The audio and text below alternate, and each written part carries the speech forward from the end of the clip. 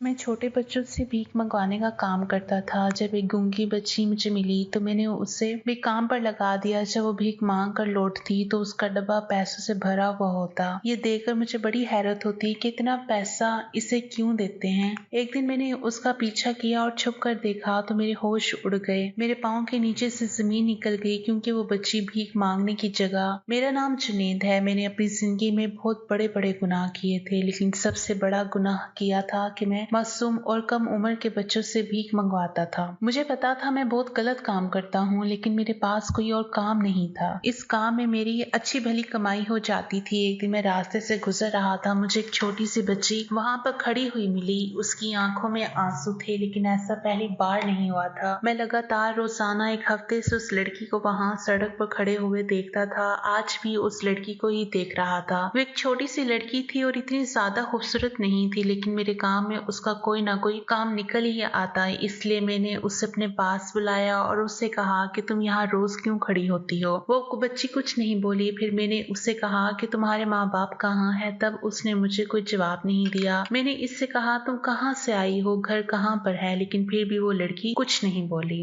वो सिर्फ चुप ही खड़ी रही। शायद वो गूंगी थी, कुछ बोल नहीं सकती थी। मैंने उससे कहा कि तुम इस दुनिया में अकेली हो, तो उसने हाँ का इशारा करते हुए अपना सर हिला दिया। शायद इस दुनिया में उसका अपना कोई नहीं था। तो मैं बहुत ज्यादा खुश हो गया क्योंकि मुझे ऐसे बच्चों की तलाश होती थी। मैं उसे अपने घर लेकर आया और उसे रात का खाना खिलाया। इसके बाद वो सुकून से सो गई। सुबह होते ही मैंने उससे कहा कि जल्दी उठो और अपने काम पर लगो। मुझे ऐसा लगा कि वो मुझे अजीब सी नजरों से देख रही है, जैसे देख तो मेरी तरफ ही रही है लेकिन सोच कुछ हो रही है। लेकिन उसने मेरी बात का कोई जवाब नहीं दिया। इस बात से मुझे पक्का अंदाजा हो गया था कि वो बोल नहीं सकती, मगर मुझे उस पर कोई रहम नहीं आया। मैं भी तो उसको यहाँ बिठा कर नहीं पाल सकता था। मैंने कहा कि क्या मैं तुम्हें यहाँ मुफ्त की रोटियां तोड़ने के लिए लेकर आया हूँ या मुझे कोई तुम्हें पालने का शौक है। मामूली सी बात है, अगर यहाँ खाना खाना है तो काम तो करना ही पड़ेगा। अगर अच्छे तरीके से काम करोगी तो तुम्हें ढेर सारे पैसे दूंगा और यहाँ रहने की जगह भी मिलेगी, साथ में खाना भी मिलेगा। लेकिन याद रखना, इस तरह की शक्ल बनाकर बाहर जाना, जिस तरह से मुझे देख रही हो। इसकी आंखों में हैरान और चेहरे पर दुख था। मैंने बाकी के बच्चों को भी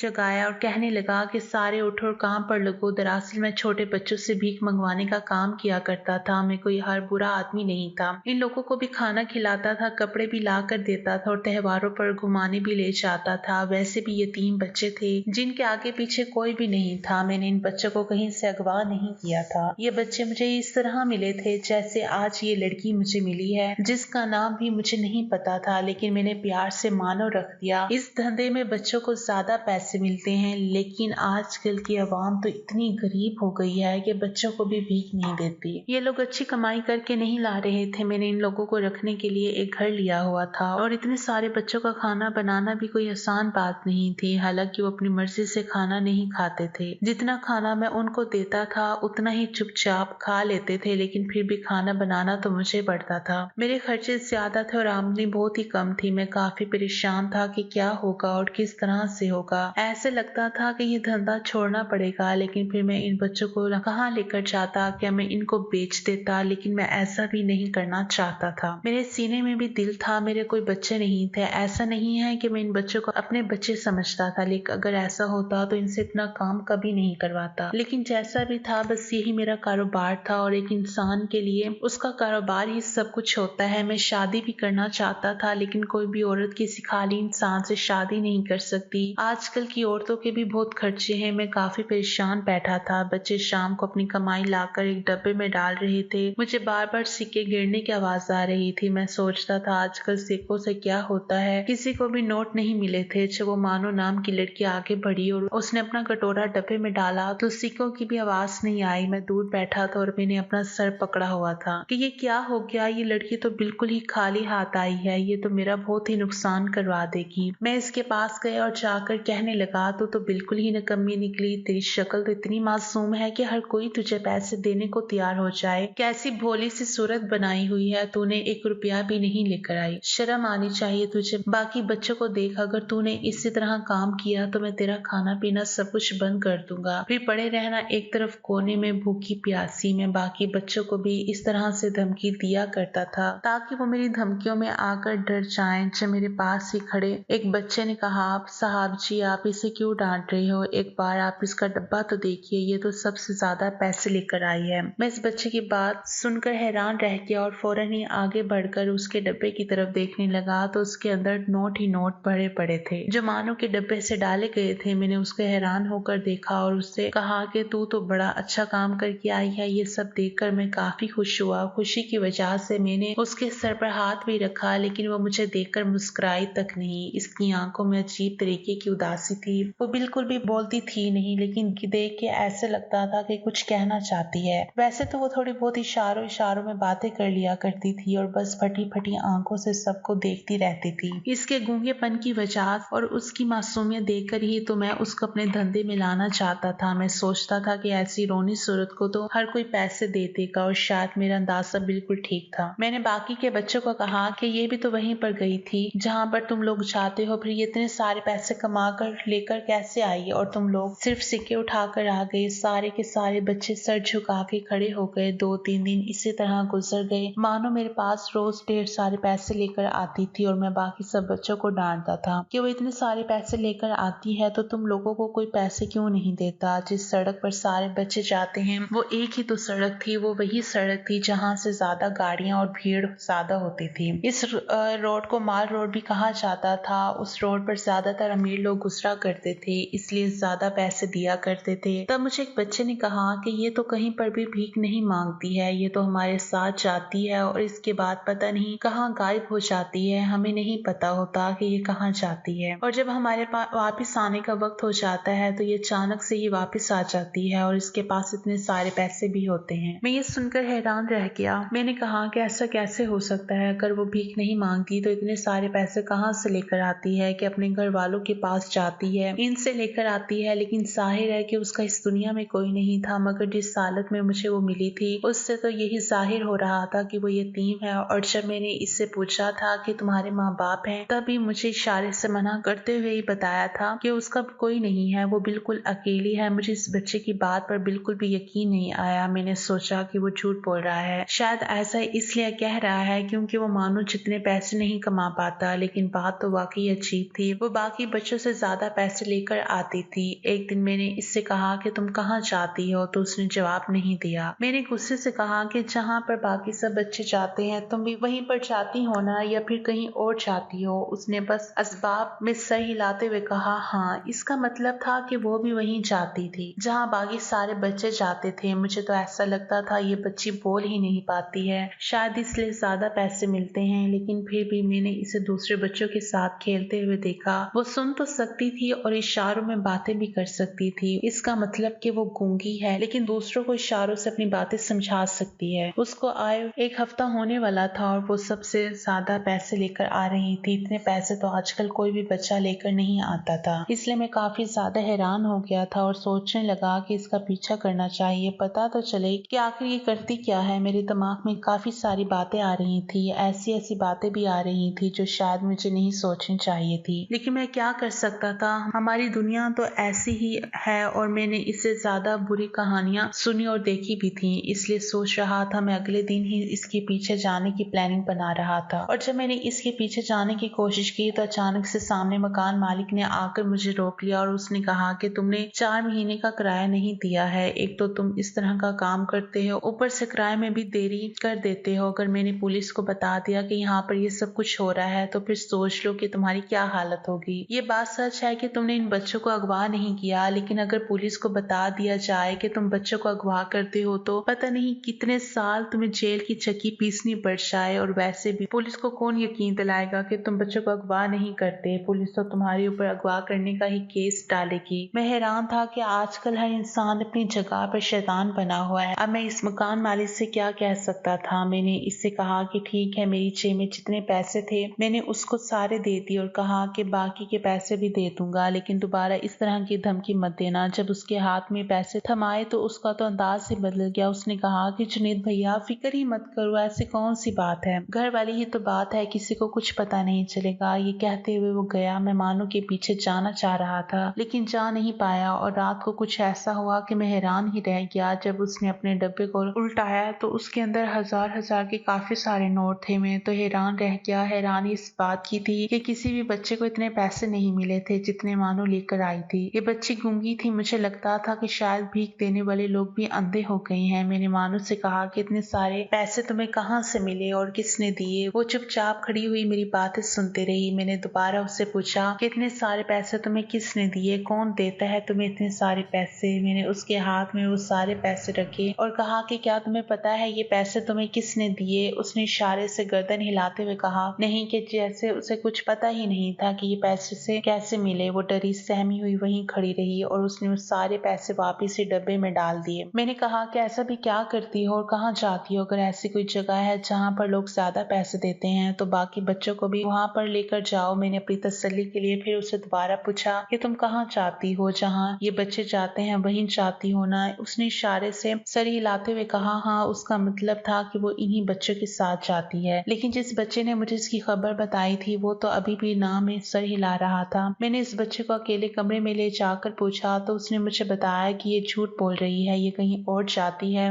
वहां से इतने सारे पैसे लेकर आती है और हमें नहीं पता ये कहाँ जाती है। मुझे भी यही लगता है कि मानो झूठ बोल रही है। अब इसका एक ही तरीका था कि इसका पीछा किया जाए और अभी तो मैं इसी बात पर खुश था कि मानो ने 1000 के नोट के अलावा आज टोटल 20,000 रुपए कमाए थे, जो पैसे मैंने मकान मालिक को दिए थे। यूँ समझो कि वो भी मेरे पास आ गए थे और कुछ पैसे बच भी गए थे। ये लड़की तो बड़े काम की थी, जो भी कर रही थी पर बहुत ज्यादा पैसा कमा कर लेकर आ रही थी। लेकिन मुझे इसके बारे में जानना भी जरूरी था ताकि मुझे पता तो होता कि ये कौन सा काम कर रही है। अगले दिन मैंने इसका पीछा करने का इरादा कर लिया। वो सारे बच्चों के साथ ही निकली थी लेकिन अचानक से गायब हो गई थी। मैं भी इसका पीछा करने लगा। मैंने उसको पता नहीं लगने दिया कि मैं भी इसके पीछे हूँ। वो बस चलती ही जा रही थी। ऐसा लगता था जैसे उसे सारे रास्ते याद हों और वो इतनी छोटी सी बच्ची बिल्कुल भी गलत रास्ते पर नहीं जा रही थी। वहां से वे खुले हुए इलाके में चली गई जहाँ आसपास 2-3 घर, कुछ घरों की बैक साइड मौजूद थी और कुछ घरों के दरवाजे भी थे। यहाँ पर एक पेड़ भी लगा हुआ था। ये एक छोटा सा पार्क था लेकिन इस जगह पर कोई आता जाता नहीं था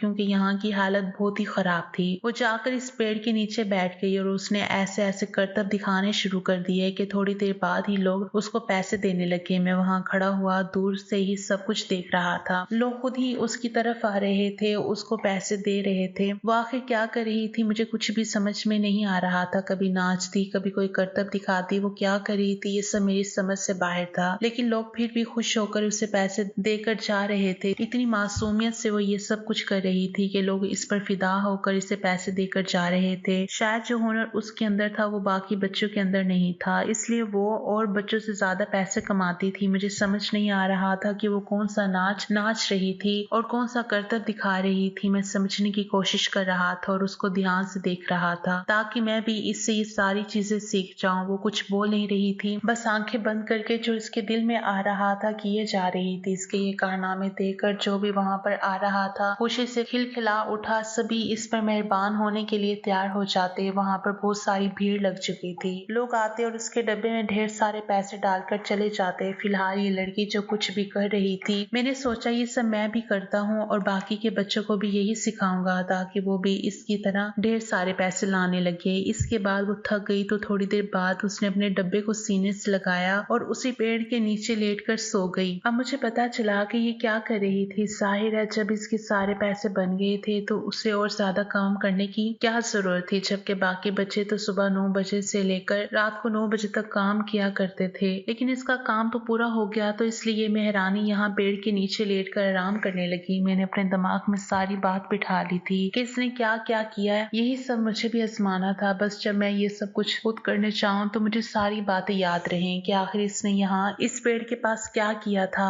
जिसकी वजह से भीड़ इससे मुतासिर हो गई थी। मैंने जब ये धंधा शुरू किया था मैं कहीं आता जाता भी नहीं था क्योंकि लोगों को अगर पता चल जाता कि इन सब के पीछे मैं हूँ तो कोई ना कोई मुझे पुलिस के हवाले करवा ही देता। अभी भी इस दुनिया में काफी सारे लोग मौजूद हैं जो मुझसे कहते हैं तुम बहुत बुरा काम कर रहे हो, छोटे छोटे मासूम बच्चों से भीख मंगवा कर इनकी कमाई खाते हो। हाँ ठीक है, करता था मैं बुरे काम, लेकिन मैं और क्या करता। मैं अपनी जिंदगी से बहुत तंग आ गया था। कमाई का कोई जरिया नहीं था मेरे पास और कोई रास्ता भी नहीं था। मैं भी एक अच्छा इंसान बनना चाहता था लेकिन बन नहीं सका क्योंकि जब मेरे पेपर्स हो रहे थे तो मैंने अपनी टीचर की गलती उसको बताई। मैंने कहा कि आप ये क्या कर रहे हैं, आप इस बच्चे को जानवरों की तरह मार रहे हैं, ये गलत बात है। वो बच्चा है और बच्चों से गलतियां तो होती रहती हैं लेकिन इसका ये मतलब नहीं कि आप इसे इस तरह जानवरों की तरह तरह पीटे, लेकिन वो टीचर तो मेरे पीछे ही पड़ गया। उसने मुझे फेल कर दिया। मैंने दोबारा से पढ़ने की कोशिश नहीं की, लेकिन इस टीचर ने मुझे फिर से फेल करने में कोई कसर नहीं छोड़ी। इस तरह मेरी जिंदगी बर्बाद हो गई। मेरे माँ बाप तो बचपन में ही मुझे छोड़कर चले गए थे। मेरा कोई अपना रिश्तेदार भी नहीं था जो मुझे अपने पास रख लेता। मैं बचपन से ही अकेला हो गया था। किसी ने मुझे कोई सहारा नहीं दिया। कभी मैं भी बच्चों को देखकर कहा करता था, कितने हट्टे कट्टे होकर भीख मांगते हो, पता नहीं इनके पीछे कौन है जो इनसे भीख मंगवाता है। और आज मैं भी इनके पीछे खड़ा हुआ एक बड़ा आदमी था, लेकिन मुझे अपने किए पर कोई पछतावा नहीं था। मुझे भी तो जिंदा रहना था, वरना मैं भूखा मर जाता। मुझे शादी करने का बहुत ज्यादा शौक था, लेकिन मैं चाहता था अपना घर बना लूं, थोड़ा बहुत पैसा कमा लूं ताकि अपनी बीवी को खुश रख सकूं। क्योंकि ये बात तो हर कोई जानता है कि औरत को खुश रखने के लिए पैसों की जरूरत होती है, और आजकल की लड़कियों को तो पैसों की ही जरूरत होती है। वो कहती हैं कि हमारे सारे काम पूरे हों, हमारी जरूरत की सारी चीज हमें ला कर दी जाए, कपड़े जूते वगैरह। अगर आप इनकी जरूरत की चीजें नहीं देते तो आपका घर जहन्नुम बन जाता है। औरत के साथ खुश तो तभी रहा जा सकता है जब हम भी औरत को खुश रखें, और इन सब के लिए मुझे पैसे चाहिए थे। मैंने कुछ पैसे जमा भी कर रखे थे। मेरा एक और दोस्त भी था, वो भी इसी काम से जुड़ा हुआ था जो काम मैं करता था। उसने कहा कि जब तुम्हें इन बच्चों की जरूरत नहीं हो और तुम कोई और काम करना चाहो तो ये बच्चे मुझे दे देना। इसके पास मेरे से भी ज्यादा बच्चे थे, लेकिन वो बड़ा ही जालिम था। उन बच्चों पर बहुत जुल्म करता था, उन पर हाथ भी उठाता था, उनको ज्यादा अच्छा खाना भी नहीं देता था, और उसने घर में काफी पाबंदियां लगा रखी थी। वो तो रात में भी इनसे काम करवाया करता था। मैंने भी सोचा था कि मैं कोई और काम शुरू कर दूंगा और ये बच्चे उसको दे दूंगा। मुझे बच्चों के बदले में अच्छी खासी रकम मिल जाएगी। ये सब तो मेरे मुस्तकबिल के प्लान थे, लेकिन अभी मेरे दिमाग में इसी बच्चे के कारनामे ही घूम रहे थे। मैंने वो सब कुछ जो उसने किया अपने दिमाग में बिठा रखा था। मैंने इंटरनेट पर सर्च किया कि ये कौन सा करतब कर रही है, लेकिन इंटरनेट ने भी इसके करतब को नहीं पकड़ा, और मुझे भी कुछ समझ नहीं आ रहा था। मैं सारी रात बस यही सोचता रहा, फिर इस नतीजे पर पहुंचा कि आखिर इसके ऐसा करने पर लोग इसको ढेर सारे पैसे दे जाते हैं, तो फिर मुझे खुद भी ये काम करना होगा। मैंने अगले दिन फिर से इसका पीछा किया। इसमें मैंने लोगों पर नजर रखी हुई थी जो लोग इसे पैसे देकर जा रहे थे। इनकी शक्ल ऐसी लग रही थी कि वो ये काम बहुत ही खुश होकर कर रहे हैं। इनको इससे पैसे देने में कोई भी दिक्कत नहीं थी। लोग तो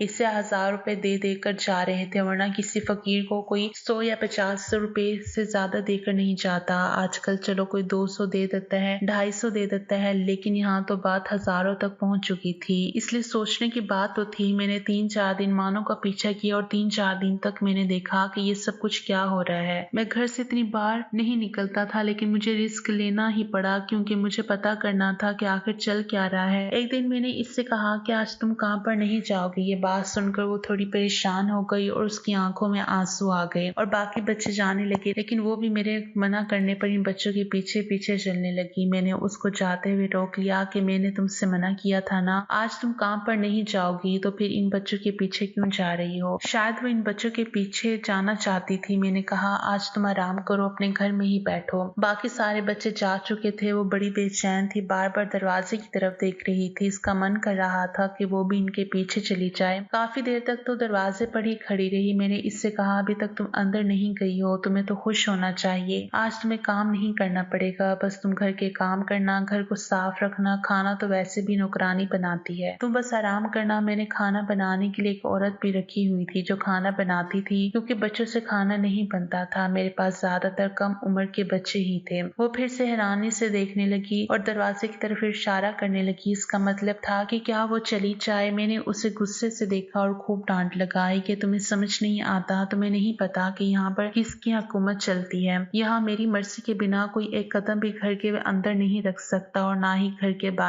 जैसा मैं चाहूँ यहाँ वैसे ही होता है, लेकिन तुम्हें तो किसी बात की समझ नहीं आ रही। मैं बहुत प्यार से समझा रहा हूँ, चुपचाप अंदर चली जाओ। मैंने कह दिया ना कि तुम आज काम पर नहीं जाओगी। वो मेरी बातों से काफी डर गई थी। मैंने उसके हाथ से उसका डब्बा लेने की कोशिश की, लेकिन वो अपना डब्बा मुझे नहीं दे रही थी। मैंने इस पर फिर डांट लगाई, अगर मेरी बात नहीं मानी तो तुम्हें सजा मिलेगी। आज खाने को भी कुछ नहीं मिलेगा, कमरे में बंद करके चला जाऊंगा। इस बात के बाद ही वो बहुत डर गई और उसने अपना डब्बा मुझे दे दिया, और फिर मैं घर से बाहर आ गया जहाँ पर वो जाया करती थी। वहां जाने लगा। मैं रास्ते में सोचता हुआ जा रहा था कि वो मुझे अपना डब्बा नहीं दे रही थी, और उसका मन भी बहुत था कि वो आज भी काम पर जाए। देखने में तो बहुत मासूम लगती है, लेकिन इसके अंदर अकल जरूरत से ज्यादा है। वैसे भी वो जो काम करती थी इसके पीछे अकल का ही काम था, वरना बाकी बच्चे तो इस तरह तरह का कुछ भी नहीं किया करते थे। मैंने फिर से वो सब करने की कोशिश की जो वो किया करती थी, ताकि मैं वहां जाकर भूल ना जाऊं। मैं भी इसी जगह जा रहा था जहां पर मानो जाकर बैठा करती थी कि आज भी ढेर सारे पैसे कमा कर लाऊंगा और अमीर बन जाऊंगी। इन पैसों से मेरे काफी सारे काम हल हो जाएंगे। मैं इस जगह पर जाकर बैठ गया जहां पर मानो बैठती थी, पेड़ के नीचे। पहले तो आसपास कोई भी नजर नहीं आ रहा था, फिर मैं अचानक ही खड़ा हो गया और मैंने वो काम शुरू कर दिया जो मानो करती थी। मुझे अपने चेहरे पर थोड़ी मासूमियत भी लानी थी, क्योंकि मानो अपने चेहरे पर बहुत मासूमियत रखती थी।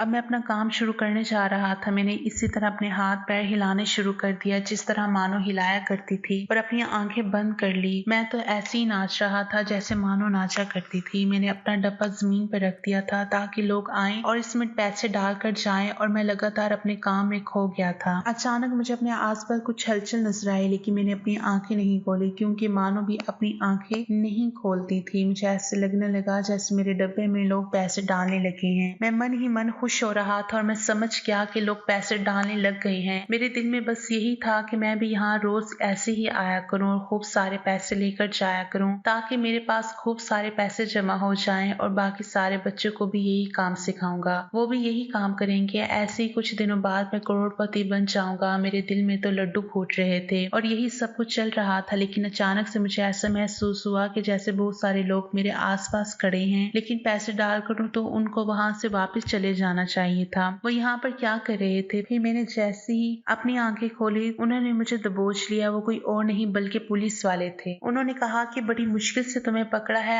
आज तो तुम अपने बिल से बाहर निकल कर आए हो, वरना तो तुम कभी भी बाहर नहीं निकलते थे, और आज तो तुम हो भी अकेले, तुम्हारे साथ तुम्हारा कोई साथी भी नहीं है। चलो अब हमारे साथ। मैं बुरी तरह घबरा गया और वो मुझे पुलिस स्टेशन ले गए। वहां पर जाकर मुझे ऐसी बात के बारे में पता चला कि मैं हैरान रह गया। मेरे तो पैरों तले जमीन ही निकल गई थी। दरअसल ये मानो इन्हीं की छोड़ी हुई जासूस थी। वो गूंगी बिल्कुल भी नहीं थी, वो सब कुछ बोल सकती थी। वो तो मुझे पकड़वाने के लिए उन्होंने ये दाना डाला था और वो खुद ही इसे पैसे दिया करते थे। जो भी लोग मानो को रोज पैसे दिया करते थे, वो सब लोग पुलिस के साथ मिले हुए थे। मुझे पकड़ने के लिए पूरा प्लान बनाया गया था। उन्होंने मुझे बहुत मारा कि मैं बच्चों से ये सब काम करवा रहा हूँ, और ये बच्ची मुझे घेरने के लिए भेजी गई थी, क्योंकि जैसे मैंने बताया मैं अपने घर से बाहर कभी नहीं निकलता था, और अगर निकलता भी था तो इस तरह कोई भी मुझे पहचान नहीं पाता था। लेकिन इस सब में मैं लालच में आ गया था और अपने घर से बाहर निकल आया, और वो भी अकेला। और मेरी बेवकूफी ये थी कि मैं इस जगह पर बैठ गया जहाँ पर वो लोग मुझे बैठाना चाहते थे।